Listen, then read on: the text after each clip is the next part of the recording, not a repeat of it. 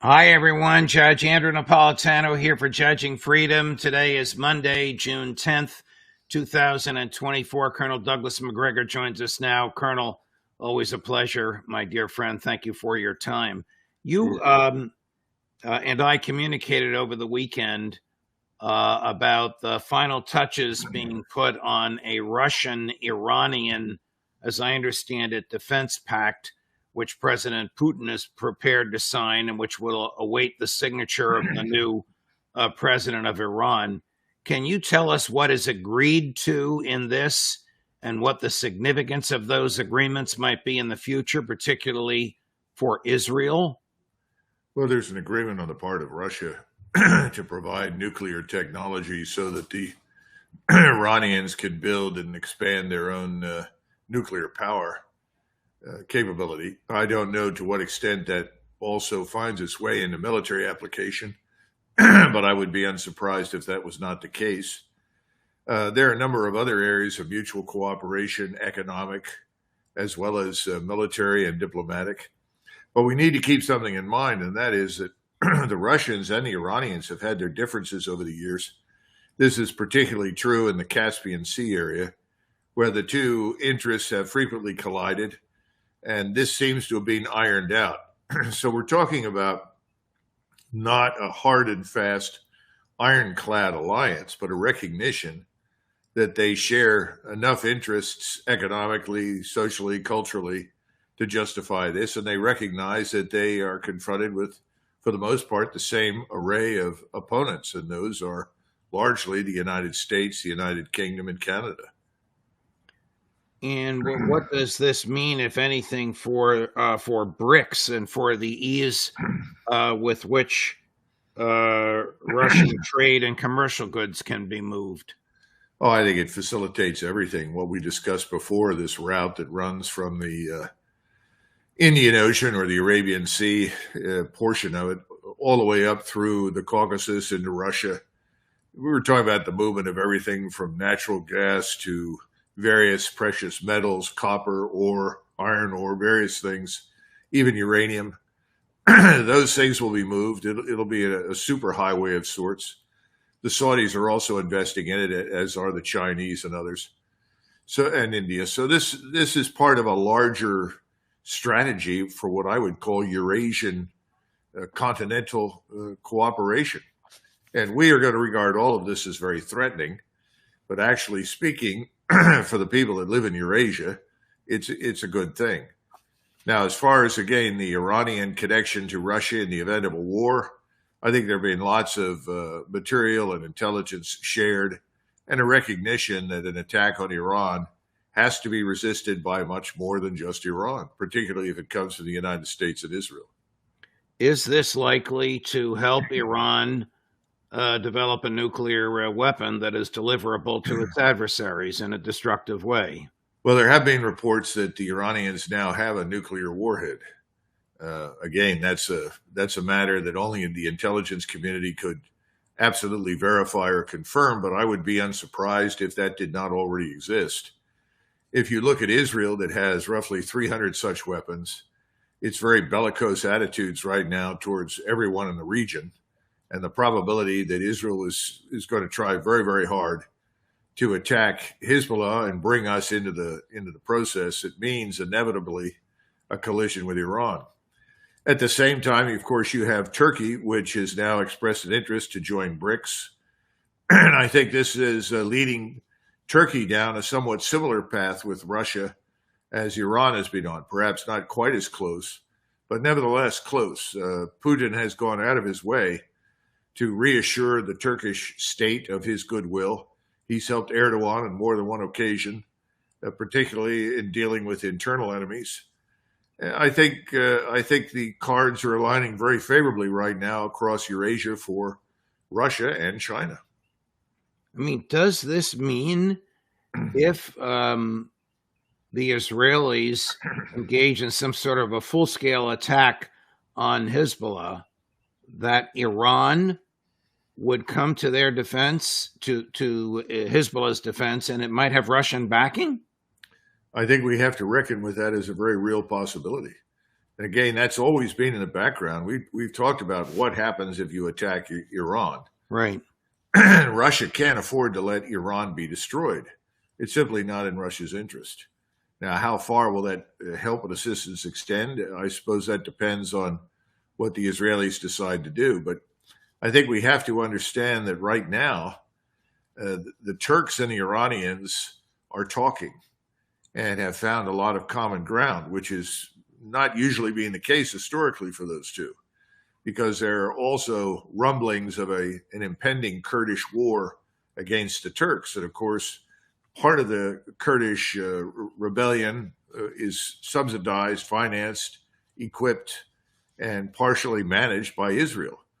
The Kurds have always been an ally for the Israelis in their attempts to balance or counterbalance their potential foes and adversaries. Of course, that includes Turkey. Colonel, I'm going to put up the map that you sent us last time. I suppose that the flow of goods on the red line is now enhanced with the Russian-Iran treaty.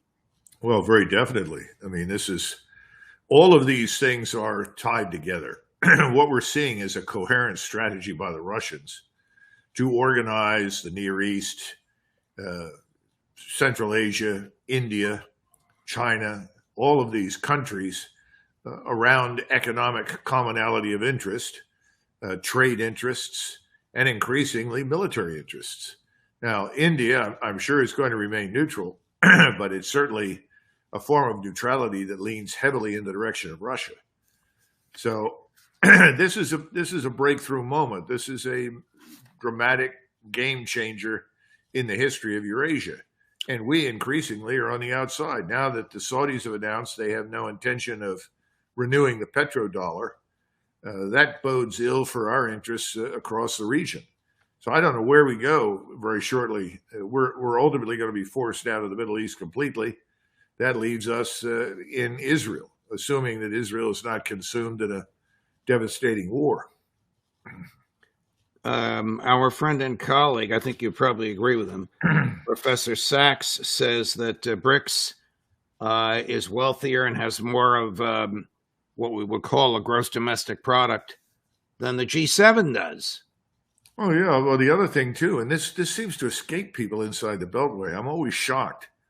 They don't seem to understand that China and India, the rest of Southeast Asia, Japan, you lump these countries together, and that is most of the world's population. And yet we tend to treat it as though they're almost a backwater within the broader framework of American grand strategy, if such a thing exists. I don't know how we've done it for so long. We've always treated Latin America with abject neglect. But we are also treating India with almost the same amount of abject neglect. And the Indians, of course, as you know, I don't think they even have an ambassador in Washington at this point. I mean, or maybe it's not. Maybe they do. It's we who don't have an ambassador in India. But for a long time, there was just sort of a gap in our relations. And you would think at this point in time, with the growth economically and militarily in India, that you would have a keen interest in cultivating very good trade relations with India. So I don't know. I'm at a loss to try and understand people in Washington. Do you think it might be cultural, the idea of American hegemony and exceptionalism and imperialism, ideas that you and I and people watching us now have condemned, but which still animate the foreign policy of the United States and have since World War II? Well, I think maybe that's true, but there's a simpler explanation. And that is that the people that live in Washington, D.C. simply cannot reconcile the world that exists with the world they want to live in. And for the last 20 plus years, we've employed military power.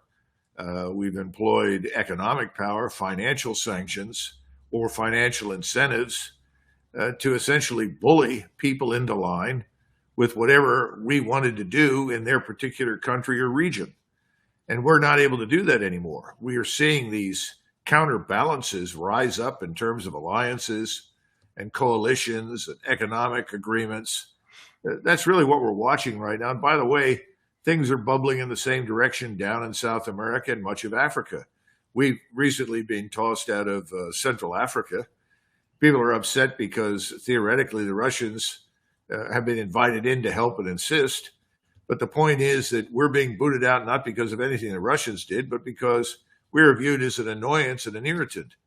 I mean, the president of the Philippines has now expressed publicly his reservations about the agreements that have been reached with us in the Philippines, because they understand that there are reasons to cooperate with us, but at the same time, they don't want us to drag them into a confrontation with China. They're quite willing to handle their differences with the Chinese on their own without our participation. So this is a global phenomenon right now. We're not just being isolated, but we're doing much to ourselves because, as I say, people in Washington don't like the world that exists out there. They simply don't want it. And so they've become authoritarian globalists. They talk about save our democracy, but it has nothing to do with democracy. Democracy is a fraud. It's a facade. And it's really global authoritarianism. You call it military hegemony, but I think it's bound up with this larger denationalization of the United States and open borders, denationalization of the European states and mass migrations into Europe from the Near East and Africa and elsewhere. All of this is of a piece. All of it is destructive. And the world is increasingly saying they don't want it. Well, the European politics is chaotic as we speak. The vote for the European Parliament moving decidedly to the right, the dissolution of the French National Assembly, the likely crushing of the conservatives in the British Parliament, and who knows what in Germany, where his approval ratings are in the teens. Chancellor Scholz makes Joe Biden look good by comparison. Well, you know that historically in Europe, people used to say, or actually the man who said it, who's most famous of all was Metternich, the foreign minister of Austria, who was the model or idol, if you will, of Henry Kissinger. When he wrote his dissertation called A World Restored, it was all about Metternich and his efforts to hold things together as Austria was dragged kicking and screaming into a very new world after the Napoleonic Wars. But Metternich used to say, when they catch a cold in Paris, the rest of Europe, or excuse me, when Paris sneezes, right, the rest of Europe catches a cold. I think we're going to see something like that happen because the French are usually a bellwether for revolutionary change. And they are at the beginning of revolutionary change. Let there be no doubt about it. And as France goes, I think ultimately the rest of the continent will follow. But the Germans, like the Scandinavians and the Dutch and the Austrians, they're pretty stolid. They'll grudgingly abandon the status quo, but it won't be sudden and dramatic the way it is with France. So I'm sure Scholz and his friends are sitting around saying, oh, we're in a lot of trouble, and they are. But I don't see a no confidence vote immediately on the horizon, sadly, because that's the only way to dispose of Scholz. The situation in Paris, though, is very different. I think Mr. Macron is genuinely afraid. Yes, I'm smiling at the when Paris sneezes, Europe catches a cold at de Gaulle's comment. Now, the first part is consistent with what you said. The second part is typical Charles de Gaulle. France is Europe and de Gaulle is France. You knew this was coming. We're going to take a break. When we come back, Colonel, I'm going to ask you if the intentional slaughter of 260 civilians in Gaza in order to extract 4 hostages is a war crime. Is the intentional slaughter of 260 unarmed civilians in order to extract 4 hostages a war crime? Well, from the Israeli vantage point, it's an object lesson. Remember that the opponent, as far as the Israelis are concerned, is already dehumanized.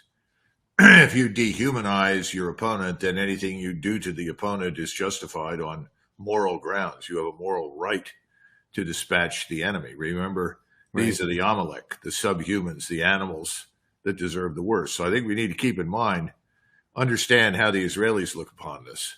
This is an object lesson. Of course, you would think at this point, having already killed, 40,000 people and wounded another 50 or 60,000, the object lesson would have been administered, but apparently not. So from the standpoint of being a war crime in a court of law, they may say, and you would know more about this than I do, that this was accidental, that all of these people who were killed happened to be in the way. It was all collateral damage. So I don't know how you could easily prove it. I mean, on its face, it seems unconscionable. It seems incomprehensible to me. But if you understand the background and the context, it's predictable. Is the resistance to Israel still in and maybe about to come out of the closet? Oh, I think so. I think you've got talks behind the scenes. I think certainly the Arab states now are increasingly united in taking action, which they think they can do. The Egyptians are ready to strike. But remember, none of the Arab states really is powerful enough to take on the Israelis for any length of time. I mean, this may come as a surprise, but all of these Arab states don't sit around building military power for the purpose of destroying Israel. So that means that without the Turks and the Iranians, there's not much chance that the Arab states could do much. The one dramatic exception, of course, is Hezbollah, which has the capacity to destroy a large portion of the country. And I read some reports last night, which I can confirm, that Hezbollah is already operating inside northern Israel. And that's not hard to do. They have tunnels, they have ways to do it, and they appear to have begun doing that. And I'm sure that's putting enormous pressure on Mr. Netanyahu, who has hundreds of thousands of people living in central Israel now that were formerly living in the north or the southern portions of the country and can't live there anymore. Are Netanyahu's days numbered? I don't know. He has the support, over 80%, and I think others have told you this, from the population. As long as that remains unchanging, I would say no. Now, could that change? Well, I think if the war spreads and Israel proper is attacked and large portions of central Israel are laid waste, yes, then he could certainly lose support. But barring that, I don't think so, because the majority of Israelis living in the middle of the country are not touched by this war in a way that would lead them to that conclusion. Is the decision by former IDF chief of staff and former Israeli defense minister, and until 2 days ago, a member of the war cabinet, Benny Gantz, to resign from the war cabinet, the beginning of unraveling for Netanyahu, or at least a blow to him? Or is this just sort of internecine personality, power politics? I don't think this is an unraveling. Gantz was the former chief of defense. He's a gentleman. I met him very briefly. He's not an extremist by any means. That doesn't mean he disagrees with what's happening in Gaza. He may have some second thoughts about spreading the war, simply because I think he's unsure that Israel will have ironclad support from us if they do it. I don't know. But Eisenkot, that's a different person entirely. But both of these men are not figures in the Israeli parliament. They don't represent a significant political following. So it may be a little of both of what you said, but the unraveling part, I just don't see it. I think Netanyahu is very strong right now. And of course, he's amazingly strong here in the United States. And by that, I mean on the Hill. Yeah, well, we know he's coming on July 24th, I think. One member of Congress, and only one so far, said he won't be in attendance, and that is no surprise. Vermont Senator Bernie Sanders. The proposal that President Biden came up for a three-stage series of events between Israel and Gaza, which would trigger the release of huge numbers of hostages, Palestinian hostages held by the Israelis, Israeli hostages held by Hamas, and eventually the termination of hostilities. It seems as though it's been rejected by Prime Minister Netanyahu, because he will lose his majority if he goes along with this. That, according to the two very conservative ministers in his group, Smotrich and Ben Gvir. Yet the American government insists that this is an Israeli proposal. Now, if we played for you, and if we have, I apologize, Admiral Kirby saying it's an Israeli proposal.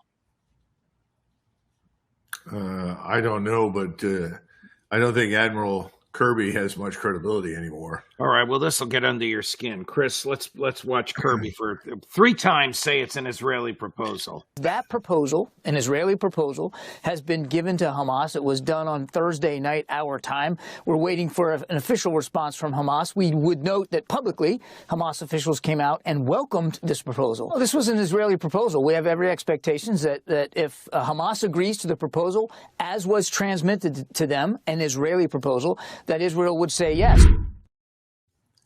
I think if Mr. Netanyahu announces it, it's an Israeli proposal. As far as I know, Mr. Netanyahu has not announced any such thing. Secondly, I'm sure there are things going on behind the scenes, both arguments and cooperation, because I'm quite certain that Biden's crowd has said, you've got to throw us a bone. You've got to give us something. We have to be able to say something that conveys the illusion that we are actually interested in an end to the hostilities and some sort of ceasefire. I think that's probably happened. But the notion that this was a hard and fast proposal that came from Prime Minister Netanyahu, that's absurd. Here's Secretary Blinken as he landed in Cairo just 2 hours ago, Colonel, on the very same topic, being buttonholed by my friend Andrea Mitchell of NBC News. Secretary, you say that everyone but Hamas has agreed to this. Benjamin Netanyahu has certainly said otherwise publicly.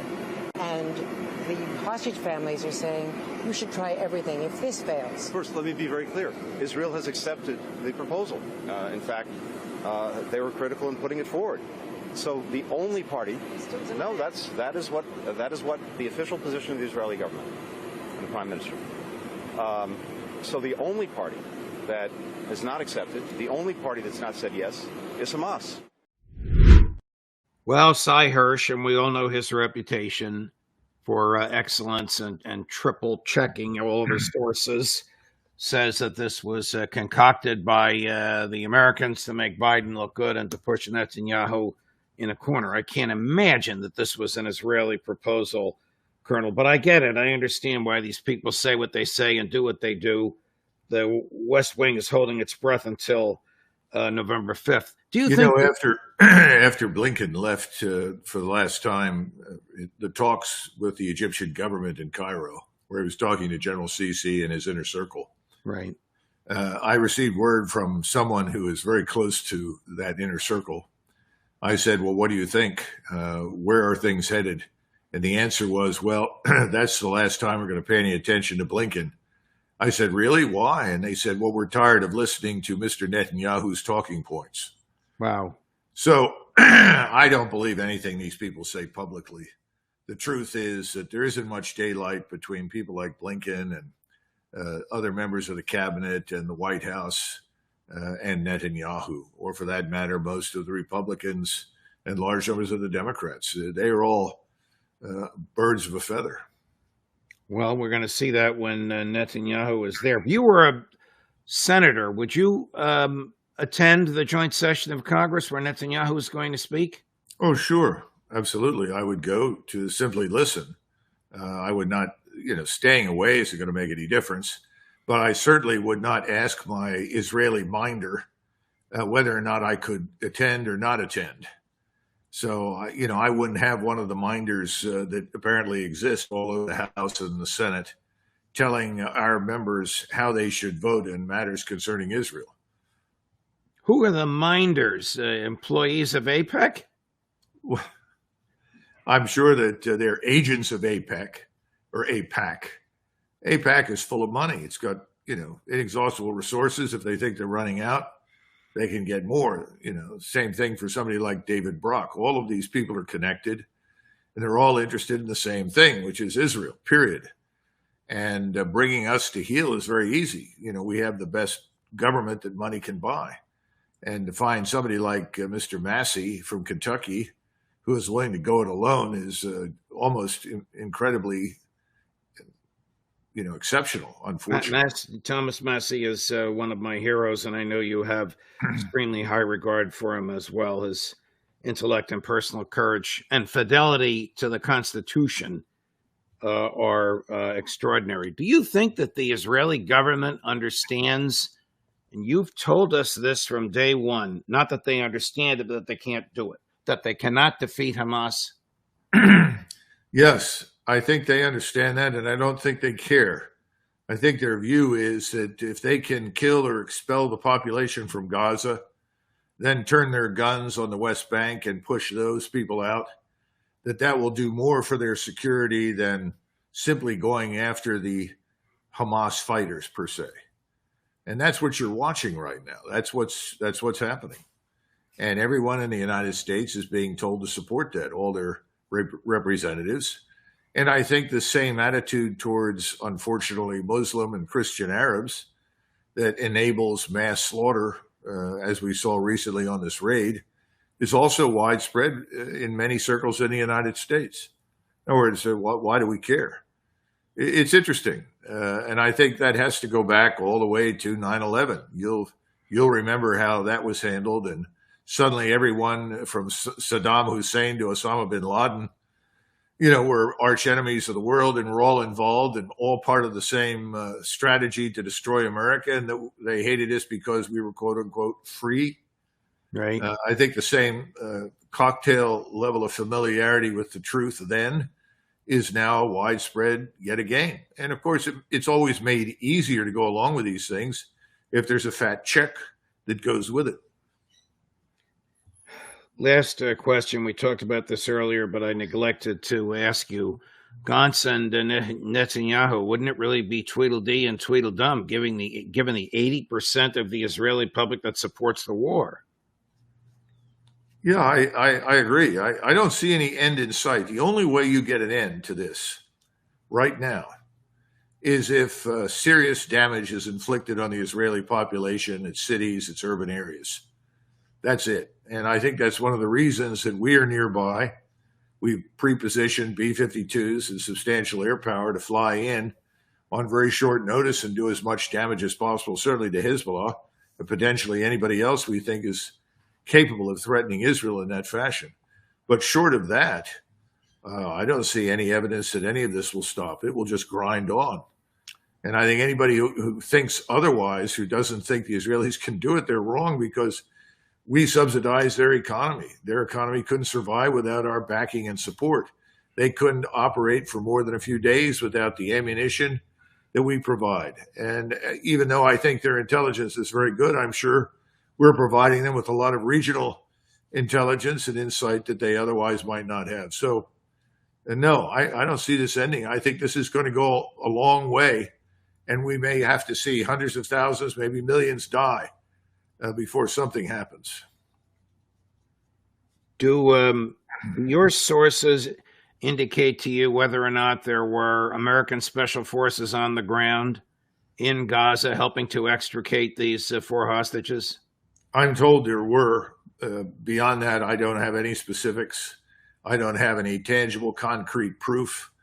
But the special ops community over the last 20 years has grown very close with the Israelis, simply because they frequently helped and assisted us to kill, the people that we were interested in killing. So I wouldn't be surprised by that, and I'm sure that the attitude that I've tried to articulate is also there. Colonel Douglas Macgregor, thank you, my dear friend. I know you have a busy day and a busy week. I appreciate all your time and all your analysis. As always, I hope we can see you again next week. Okay, good, Judge. Thank you very much. Thank you. All the best.